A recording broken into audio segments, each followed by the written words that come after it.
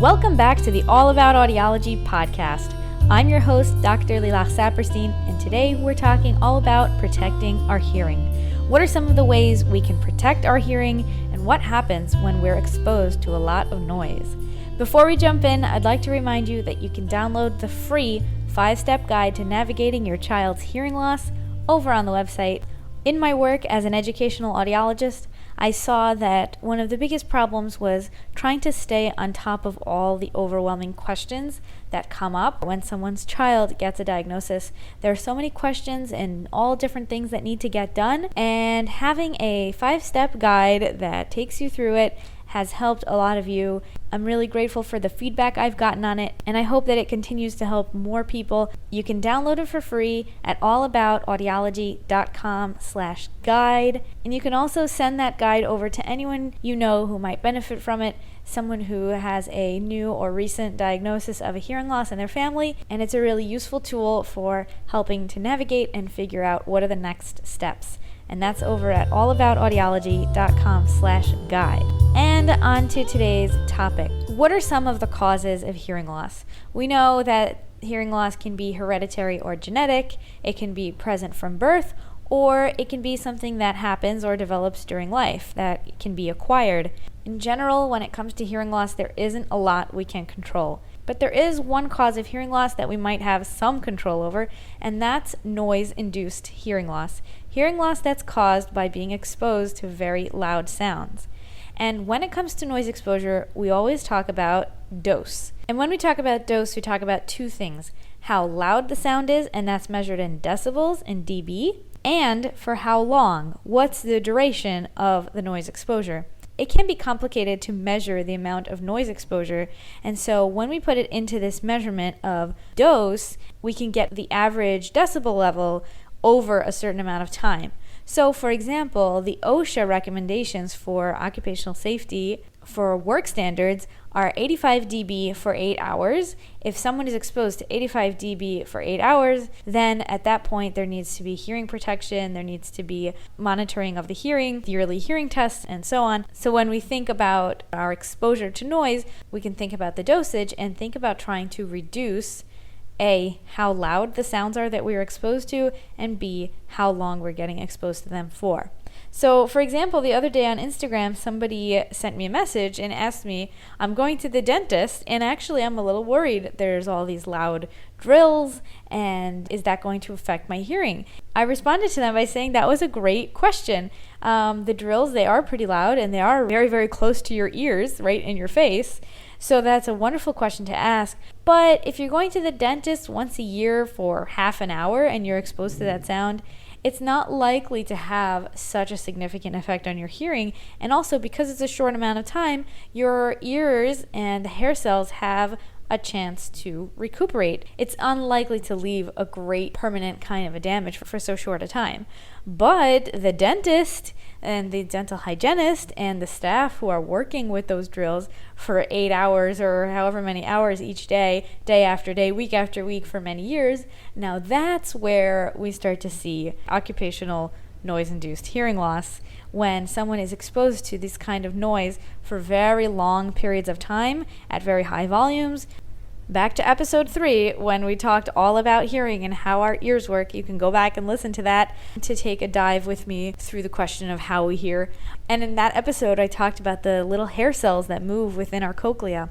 So if we pretend that the little hair cells that are running all along the cochlea are kind of like a big, luscious lawn of grass, we can follow the metaphor where everyone keeps taking the same shortcut and walking along a little path in the lawn. So if 2 or 3 people go on the lawn, that's okay. Those little grassy hairs will come and pop right back up, and they won't take too much damage. But if everybody every single day continues to take the same shortcut on the lawn, you know what's going to happen is it's going to make tread marks on those little blades of grass. It's going to bend them over and over and over again, so much that they won't be able to come back and recover and so you'll have a tread mark and a path through the lawn from all the people who keep on stepping over it.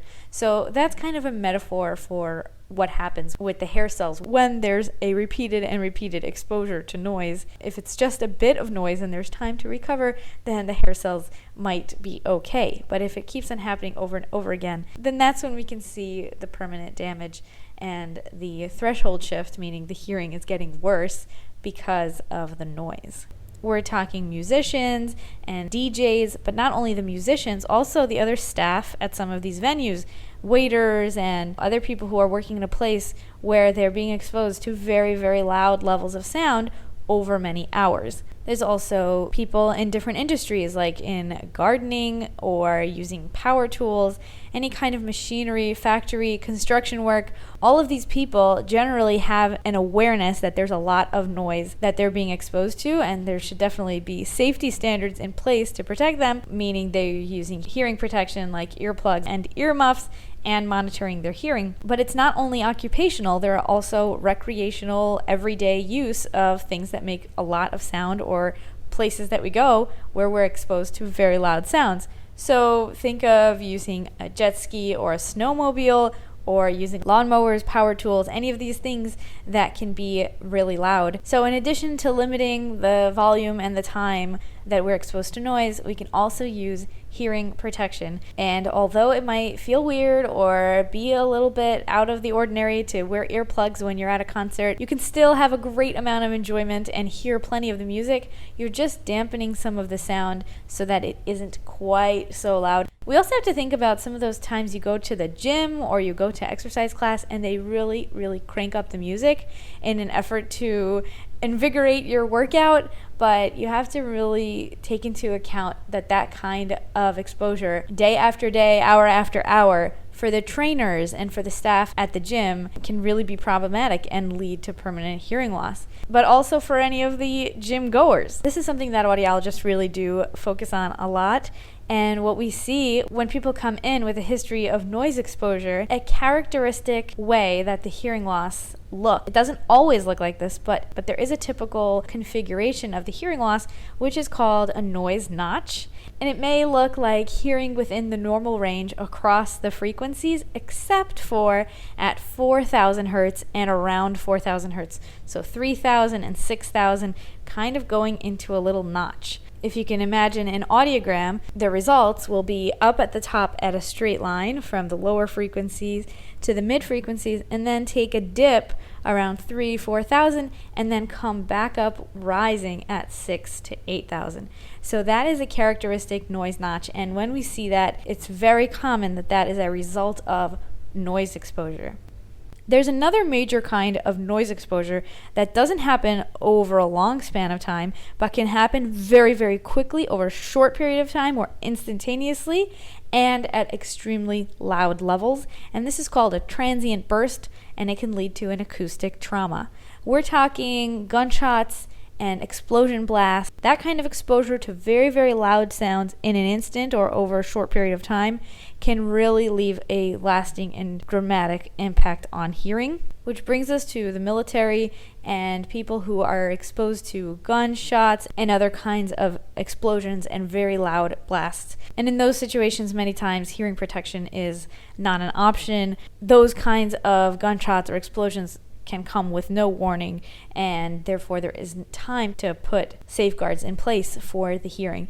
Not only can it lead to hearing loss, any kind of noise exposure, but especially the transient burst, loud gunshot or explosion type, can lead also to other symptoms like tinnitus, a ringing in the ears, or any kind of bothersome sounds. Tinnitus and hearing loss are the most prevalent service-related disabilities. We're going to come back to the military and to veterans later on in the episode with a really interesting interview. But before that, I want to answer a question that must be on some of your minds, which is, what can we do? How can we protect our hearing, and how can we protect our children's hearing? So like I said before, an important thing to do is to limit the dose. If you're going to a concert, a wedding, an event, anything where there's going to be very loud music, you can take some precautions like staying as far away from speaker systems as you can, so that's reducing the sound instead of being right near the speaker where it's going to be the loudest. You can wear earplugs, and for kids, there are these earmuffs that can be worn over the head. And in general, to remember that when we're talking about a once a year event or something that's happening, really out of the blue, is different than something that's going to be happening regularly and over time. And one of the things that we really have to look out for with our kids is in school. In school, there can be pep rallies or celebrations, assemblies, all these different events that can happen within the school day where music can really be played very, very loudly. And in the spirit of fun and in the spirit of the celebration or of whatever event is happening, everyone is well-meaning, but there needs to be some people who come forward and speak to the administration, to whoever is running the event, to make sure that the sound levels are not too high to be damaging. Now that any person can download an app on their phone that is going to serve as a dosimeter that can measure the noise levels in a room and can tell you how loud it is, there's really no reason why it can't be monitored throughout the day. Now, I also don't mean that you should go and spoil every party and turn off the music everywhere you go, but there is some kind of awareness that really needs to be increased, especially around young children. But for all of us, if things are too loud, you are allowed to step to the back of the room. You are allowed to leave. You are allowed to ask for it to be made softer.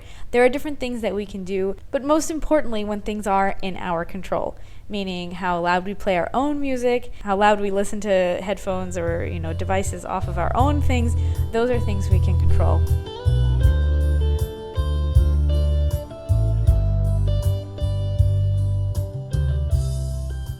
Welcome back to the All About Audiology podcast. I'm your host, Dr. Lilach Saperstein. I'm an audiologist passionate about spreading information, advocacy, and awareness about hearing loss and your role in whatever is going on with you related to your hearing, related to hearing loss. And with us today is a very special guest, U.S. Army veteran, served 3 tours in Iraq, Mr. Cornelius Maxwell. And he's going to tell us all about his philanthropy and his work with veterans. So we're so happy to have you on the show. Welcome, Cornelius. Well, thank you. Thank you for having me. And as well, I'd like to thank your audience for listening to me. And I hope they really get something out of this conversation that we're about to have. That's the goal. Yeah, that's what we're doing on the podcast. So tell us a little bit about yourself and your background. Okay. To start things off, I'm an Army brat. My dad served in the United States Army. You started out itty bitty. You were like born into it.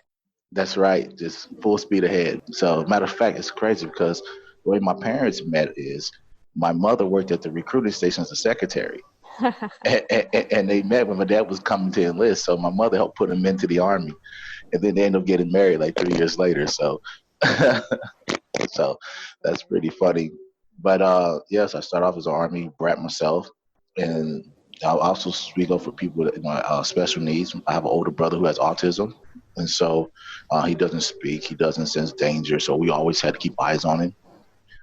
As far as myself, I served in the United States Army. I started 3 tours on Operation Iraqi Freedom. I have a couple of college degrees under my belt after I got out the military. And I do philanthropy work as well as I'm an entrepreneur. Some of my philanthropy work is I'm still on the board of directors of 2 nonprofits. One of them is called Honor House, which we're helping veterans with PTSD. And then also I work with an organization called Wings for Warriors, in which the founder himself, his name is Anthony Doc Amon, and he was blown up by an IED in Afghanistan as a Marine medic. And he had to have 30-something surgeries in San Antonio, Texas. And his family's from Phoenix, Arizona. And so they had to take flights back and forth between Phoenix and San Antonio, and it became real expensive. And the VA, it took them like 2 years or so to pay him the back pay or for his compensation. And so he started Wings for Warriors with his compensation money. So instead of doing something else with it, he decided to help other vets. And so that's what we're doing at Wings for Warriors. We help veterans and either getting funding so they can see each other, so family members can see the injured veterans. That's what I'm doing on that side. On the business side of things, on my personal business, I do public speaking. I speak on leadership and motivation and inspiration. And I love seeing people become inspired. King Solomon is saying that a wise man's words are a wellspring of life. And so I love that. And so I love being able to say they receive life after I speak to them, or they feel inspired about life, or they're motivated about life. So I feel that I'm blessed from that. And I truly enjoy that. Wow. All right. Wow, that's a lot going on for you. Oh, yes. Okay, so first of all, I do want to thank you for your service Hmm. and tell you that you're telling us about inspirational leader to you Hmm. who has turned around his experience to help others, and it sounds like you're doing the same. Hmm. You went through that difficult transition from serving and then coming back to being a civilian. So what are the issues what do you hear about hearing? Because I know that hearing is, I think, the first or second most common reason that vets get compensation when they get back. Hmm. A lot of hearing loss from all those explosions and gunshots and all that. What kind of work are you involved in that? Okay, now what I'm doing is I'm working on what is titled the Transition Units Theory Bill. It's a concept designed to help veterans to lower the PTSD suicide rates, the homelessness, the unemployment, as well as increase entrepreneurship, and as well as help veterans acquire their benefits quicker. So, like I talked about, my buddy who started the nonprofit, it took him 2 years. Well, this concept is designed to help these veterans get their benefits within 6 months instead of 2 years. And so I want to make sure these guys get those benefits because even like hearing loss, I know a lot of my buddies they have trouble hearing because of the explosions, the gunfire. Sometimes even when we go to the gun range, some guys may forget to wear their hearing protection, and now you have hearing loss. Or At least when it's a protected environment, a range like that, then everybody should be on top of the safety measures. Mhm. Of course, I can understand in the field, that's a totally different story. Mhm. That hurts me right there. If you're in the place where the signs are everywhere, you got to Yeah. have your equipment. But yeah, true. But some people, you can watch them, you can monitor them, but there's always some people who find a way to go around those things. But for the most part, the range is a safe place. That's an uncommon thing. But Yeah. people do, what is common is, the actual potential of getting into a gunfight when you're overseas. And when you look again into a gunfight for 2 hours or 30 minutes, or, even some of my soldiers have been in gunfights for like 6 hours, and that constant banging, banging, banging can definitely destroy your hearing. And so, 100%. especially if you're in an artillery unit, even with the hearing protection, you still can lose your hearing because it's constant banging with the artillery rounds. As far as Marines and stuff, if you do a lot of swimming, a lot of underwater activities, because, the pressure of the water can also hurt your ears if you're in the water too long, too much pressure. And so, like I said, there's many factors that can create veterans to have hearing losses. But currently, I've seen there's a lawsuit out where because of the hearing protection that we were given, the earplugs, they wasn't made well or something of that nature. I'm still researching that as well. But there's, like I said, the lawsuit is out, and they really didn't block out sounds like they're supposed to. I worked at the Brooklyn VA at New York. I did one of my placements there during my training, and I met so many great guys and ladies as well, but mostly men. so much hearing loss from the noise exposure, but also a lot of tinnitus. And for those who don't know, tinnitus is ringing in the ear, buzzing in the ear, any kind of noises that aren't actually there, they can really be bothersome and disrupt sleep. Just the sound is really bothersome.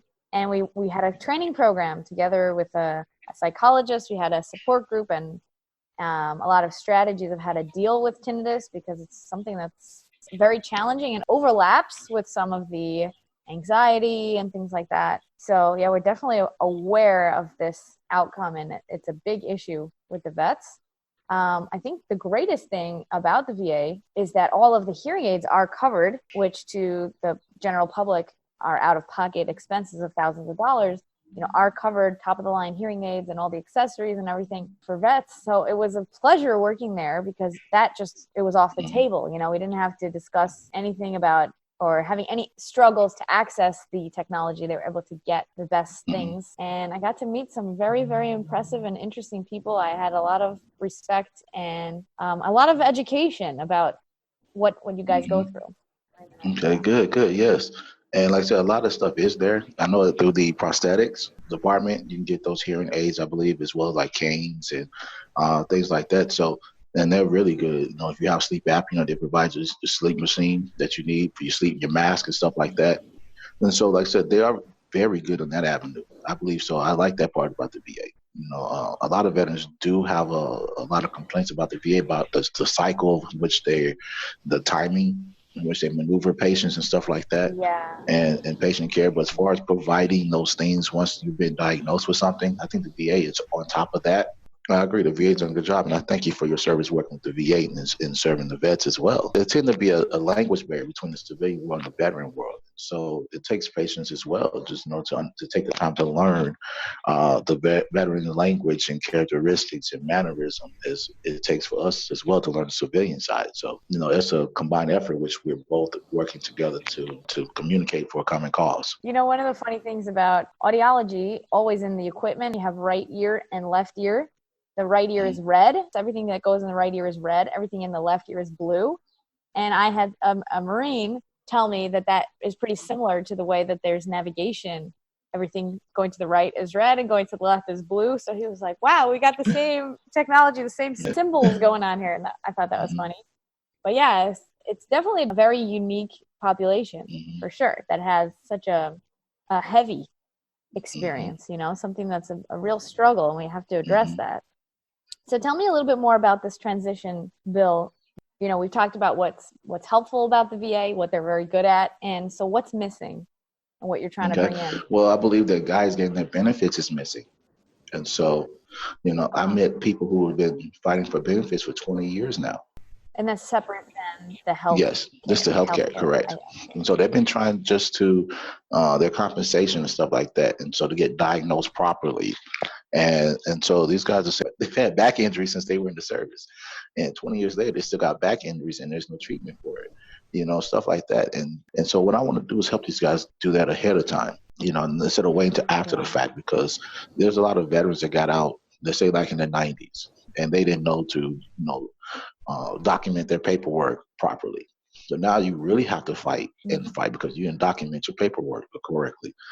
And part of my presentation on this bill was the fact that the O.D. did a case study back in 2017, and they had a case study of over 1 million people that were enlisted, and 80% of these guys had a high school diploma, 10% had an associate's degree, and 7% had a bachelor's degree. 80% only had a high school diploma. So these guys don't have the credibility of maneuvering through government systems like that, And so with that being said, I want to be able to help these guys go through the system with the assistance, because if all you know is military, you graduate high school, you're a kid, you're 18, 19, or even 21, 22 years old. You really don't understand government system like you think you do at that age, Honestly, there's a lot of people in their 40s and 50s who don't understand government systems. That's right. It is like a different language. Yeah. That's right. So you tell a guy who's been training for combat and stuff like that, and training for, survival skills in the desert and survival skills in the jungle habitat. And then you say, well, come back into the civilian urban population and figure out how to maneuver through the system. These guys are clueless with a good reason. And so I want to be able to provide the opportunities for these guys to not be so clueless, because, they didn't have the education or the training, or just maybe just the skills to do so. So we want to provide the opportunity for these guys to have that skill and those training and stuff like that. So this bill is very beneficial because I started a petition on it 3 weeks ago, and it's almost at 750 signatures already. And it's not saying that the military don't have an attempt to take care of veterans, because there's a system at which they do utilize to try to help veterans, and they have VA representatives and on the different bases and stuff like that. But there's a bottleneck in the system, and the numbers are showing it, with the PTSD suicide rates and the homelessness of veterans and the unemployment of veterans. So there's a bottleneck there. And so what the transition units theory bill is, it's a fixture, it's a solution to the bottleneck in the current system. And so in doing so, like I said, we're helping these veterans do so. And the way we're doing it is because the current system now is set up to where when you're out processing out the military, veterans are still a part of the unit, which means you're still held accountable for your soldiering responsibilities. Well, when you come out to the civilian world, you don't have those soldiering responsibilities. So you need to completely focus on making connections and networking, and you need to work on getting certifications and stuff like that. So you have the proper credibility, in the civilian market, because you have to know your audience. And if you're going to a civilian audience, then you need to know that. Like, for example, there's a course I took, it's called a Combat Lifesavers course. Well, that right there in the combat zone, I'm able to treat gunshot victims and people who've been blown up with IEDs, which is another reason why people have hearing losses, because of IED blasts, roadside bombs and being shot with rockets and anti-tank weapons and stuff like that while you're in a vehicle. That causes hearing loss. And so if we can really just help these individuals plan while they're still in the military. And that's what this system does. It helps them plan while they're still in the military. So that way and the transition units theory is based upon taking all these soldiers, these men and women, out of their military units. And so that way they can focus within the last 3 to 6 months and completely focus on their transition as being civilians. So you were saying about that course that you took, that something about that? Okay. Now, the Combat Lifesaver course, that, like I said, that helps us treat gunshot victims and stuff like that. So, that's how you were able to put the T for tourniquet on their forehead and the time, so that way we know stuff like that. So it's an actual training course.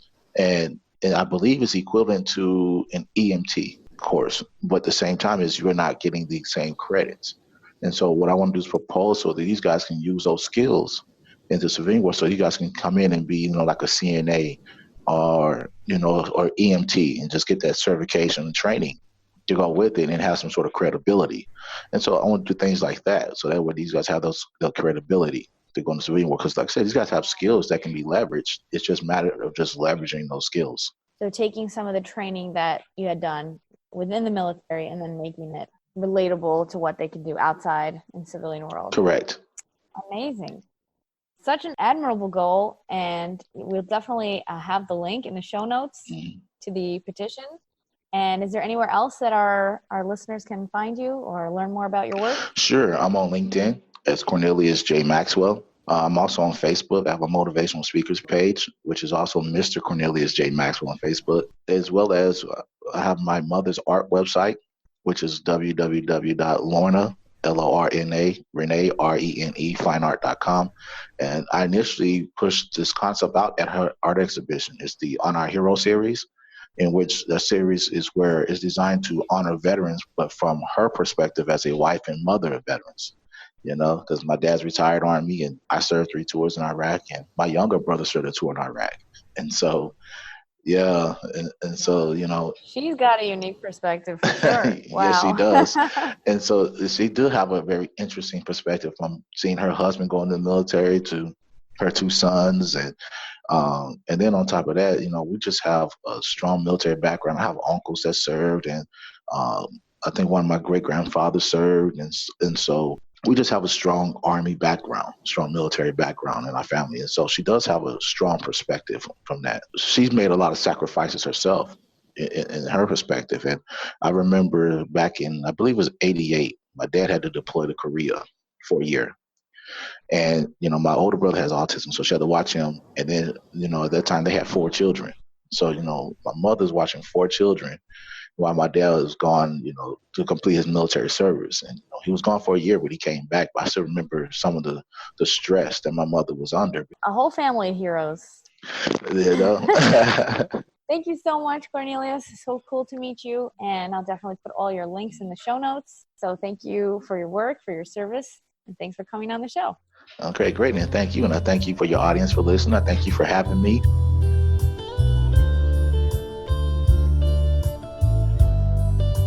Thank you so much to Mr. Maxwell for sharing all of that with us. It's so wonderful to learn about the services that are being offered to our veterans and to learn more about how hearing protection is something that's very, very important for all of us. Now is when I open up the podcast to you guys, the listeners. I'm so interested in the comments and in whatever questions you're going to have based on today's episode about protecting our hearing. So head on over to the Facebook group and share your questions and share your experiences with all of us. That's All About Audiology Podcast on Facebook. You can also always reach me or DM me through Facebook or through Instagram at All About Audiology Podcast. And I'm really looking forward to hearing your thoughts on all the things we talked about today. I'm Dr. Lilach Saperstein, and you've been listening to the All About Audiology Podcast.